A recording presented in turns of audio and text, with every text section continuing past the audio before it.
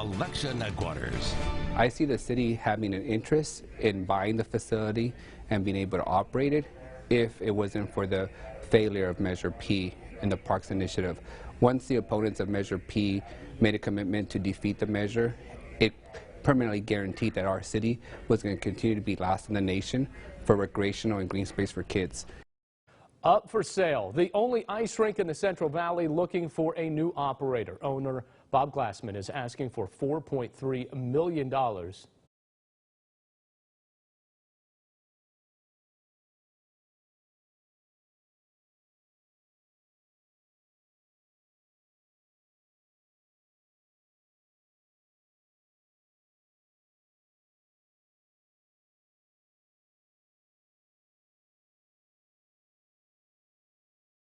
You're watching Sunday Morning Matters on KC24, your local election headquarters.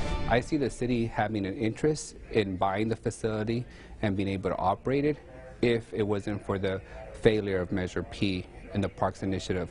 Once the opponents of Measure P made a commitment to defeat the measure, it permanently guaranteed that our city was going to continue to be last in the nation for recreational and green space for kids.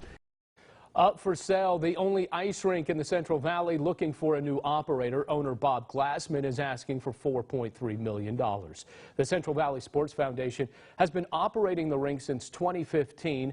No official word if they've been evacuated or evicted, I should say. The Gateway Ice Rink has been around for more than 2 decades and is the ice rink haven for countless families here in the Valley. And that's where we begin with our superstar panel on this holiday weekend. KC24 political analyst Larry Powell in the house.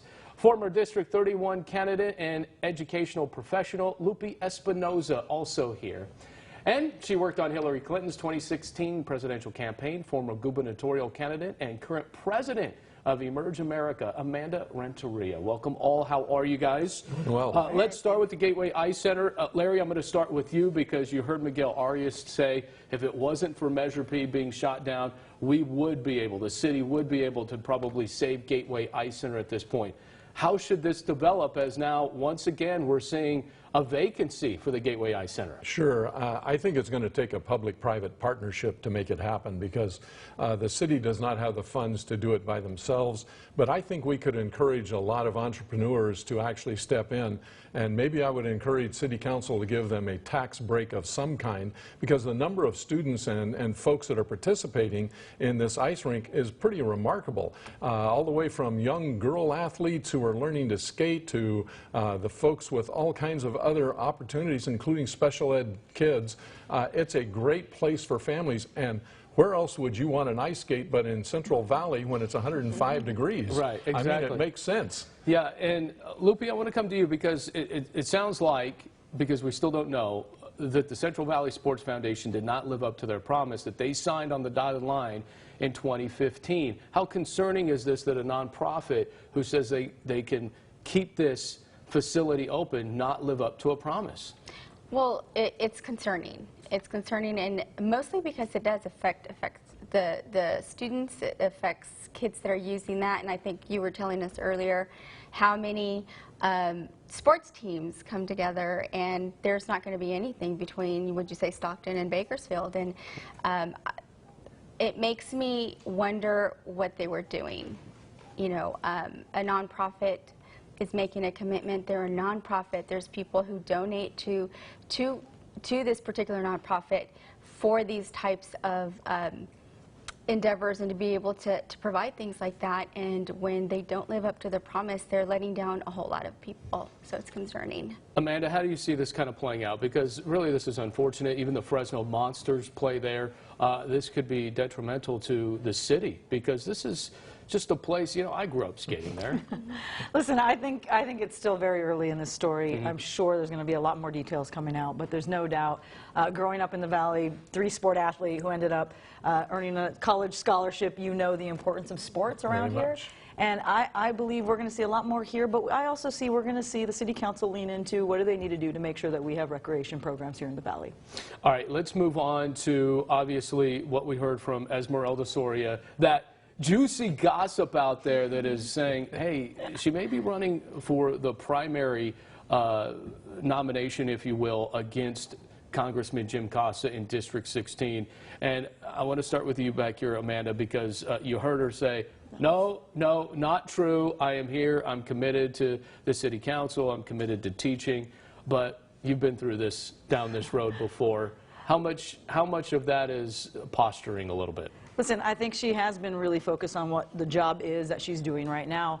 But there's no doubt we're seeing leaders across the country, new voices step up and run, and that's happened in 2018. I think you're going to see more of that. In fact, in the Democratic side, we're seeing it on the presidential campaigns, where you see quite a few new leaders come up and step up and say, hey, it's my turn to do this. And so, you know, listen, if she gets into this race, this is going to be a really interesting race, and you're going to see a lot of action on the Democratic side. Frankly, I hope we see that on the other side, too, because I'd love to see new voices and new faces come out all across the Central Valley. Lupe, you ran against Assemblyman Joaquin Arambula, and you made that decision because you were kind of fed up with what was going on. Right. Could this be a case that maybe Esmeralda's kind of waiting in the wings to see what happens?